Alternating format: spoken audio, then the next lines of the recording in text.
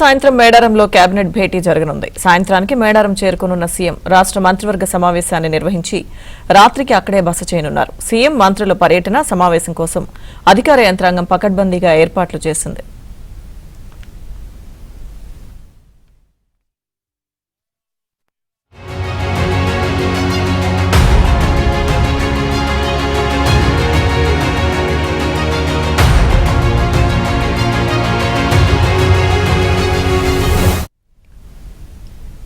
తెలంగాణ ప్రభుత్వం ప్రతిష్టాత్మకంగా తీసుకుని 3 నెలల్లోనే పునర్నిర్మాణం పూర్తి చేసిన గద్దెల ప్రాంగణాన్ని సీఎం రేవంత్ రెడ్డి సోమవారం ఉదయం 7 గంటలకు ప్రారంభించి వనదేవతలకు మొక్కులు చెల్లించుకోనున్నారు.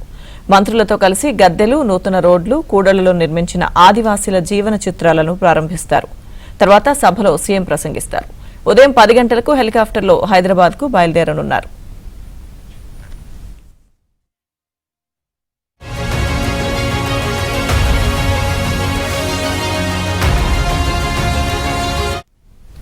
సీఎంతో పాటు పలువురు మంత్రులు, సీనియర్ ఐఏఎస్, ఐపీఎస్ అధికారులు కూడా ఆదివారం రాత్రి మేడారంలోని హరిత హోటల్లోనే బస చేయనున్నారు.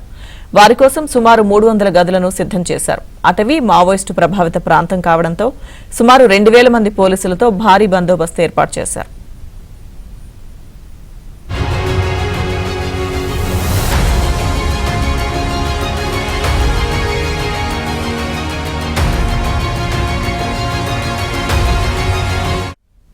ఇక కేబినెట్ సమావేశం కోసం మేడారం వస్తున్న అతిథులకు ఆదివాసీ గిరిజనులు ఆరగించే వంటకాలు సిద్దమవుతున్నాయి. ఆదివాసీ గిరిజనుల పూర్వీకులు ఆరగించిన ఇప్పపువ్వు లడ్డూలు, బొంగు చికెన్, గోదావరి చేపలు, రొయ్యలు, కరక్కాయ చాయ్, పొట్టేలు మాంసం తదితర నోరూరించే వంటకాలు సిద్దమవుతున్నాయి. మరింత సమాచారం మా ప్రతినిధి నవీన్ అందిస్తారు. ఇవాళ కేబినెట్ సమావేశంలో పాల్గొంటున్నటువంటి మంత్రులకు పసందైనటువంటి వంటకాలు సిద్ధం చేస్తున్నారు. మేడారంలోని హరిత కాకతీయ హోటల్లో పలు పసందైనటువంటి వంటకాలు తయారు చేస్తున్నారు. వెజ్, నాన్ వెజ్ వంటకాలు కూడా తయారు చేస్తున్నారు. ఇది పండుగప్ప అనేటువంటి సముద్రపు చేప. ఈ సముద్రపు చేపతో పాటు దానికి సంబంధించినటువంటి ఇంకా పండుగప్ప చేపలు, దాంతోపాటు పసందైనటువంటి రొయ్యలు, తర్వాత వివిధ రకాలైనటువంటి ఇప్పపు లడ్డు, తర్వాత కరక్కాయ చాయ్, వివిధ రకాలైనటువంటి పసందైనటువంటి వంటకాలు సిద్ధం చేస్తూ ఉన్నారు. దీనికి సంబంధించినటువంటి మరిన్ని వివరాలు అడిగి తెలుసుకుందాం. ఇక్కడ అధికారులు ఉన్నారు. ఎట్లాంటి ఫుడ్ అరేంజ్ చేస్తున్నారు?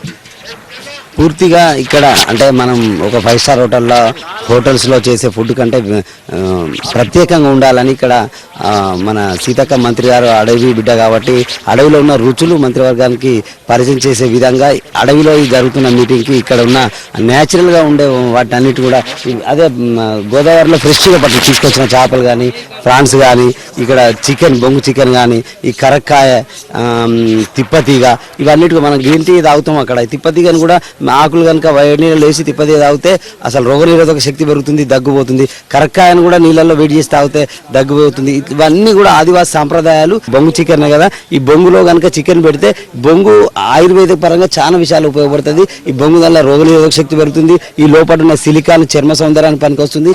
ఇందులో ఉన్న విటమిన్స్ అన్ని కూడా ఇందులో చికెన్ వేసి కనుక ఉడకబెడితే ఇందులో విటమిన్స్ అన్ని చికెన్లోకి ఇన్సర్ట్ అవుతాయి. ఈ మన డిసిసి అధ్యక్షుడు పైడాకుల అశోక్ గారు ఉన్నారు. వారు కూడా ఈ వంటలు ఏవైతే ఉన్నాయో వాటన్నిటిని ఇక్కడ కోఆర్డినేట్ చేస్తూ ఉదయం నుంచి కూడా కష్టపడి పనిచేస్తూ ఉన్నారు. మీరు చెప్పండి, ఎట్లాంటి వంటకాలు? మేడారం అంటేనే ప్రకృతి సిద్ధంగా ఉండే ప్రాంతం. ఇక్కడికి వస్తే అందరికీ ఒక మంచి ఆహ్లాదకరమైన వాతావరణంలో ఉన్న అనుభూతి కలుగుతుంది. మరియు తల్లుల ఆశీర్వాదం తీసుకొని అందరూ వెళ్తారు. కాబట్టి ఇక్కడికి వచ్చిన మా ప్రియతమ నాయకుడు, మా ముఖ్యమంత్రి గారికి మరియు మంత్రివర్యులకు అందరికీ మా సీతక్క గారు ఒకటే ఆలోచన చేసిండ్రు. వారికి ఆర్టిఫిషియల్గా కాకుండా న్యాచురల్గా ఇక్కడ దొరికే ఆహార పదార్థాలనే వండి పెట్టాలి. వారికి ఇవి మేము స్థానికంగా ఏవైతే ఉంటాయో వాటిని మాత్రమే తినిపించాలి అనే ఒక ఆలోచన చేసిండ్రు, ఒక వినూత్నమైన ఆలోచన చేసిండ్రు. అందులో భాగంగానే మాకు ఇక్కడ న్యాచురల్గా ఈ ప్రకృతిలో దొరికే ఇప్పపువ్వుతో తయారు చేసిన ఇప్పపువ్వు లడ్డు కానీ, కరక్కాయతో తయారు చేసిన ఛాయ్ కానీ, కరక్కాయ ఛాయ్ కానీ, చికెన్ కూడా ఈ బొంగులలో వండియడము. ఈ న్యాచురల్గా ఈ బొంగులో వండిస్తే ఇది దీనివల్ల ఆరోగ్యానికి కూడా ఎటువంటి నష్టం ఉండదు, చాలా బాగుంటుంది.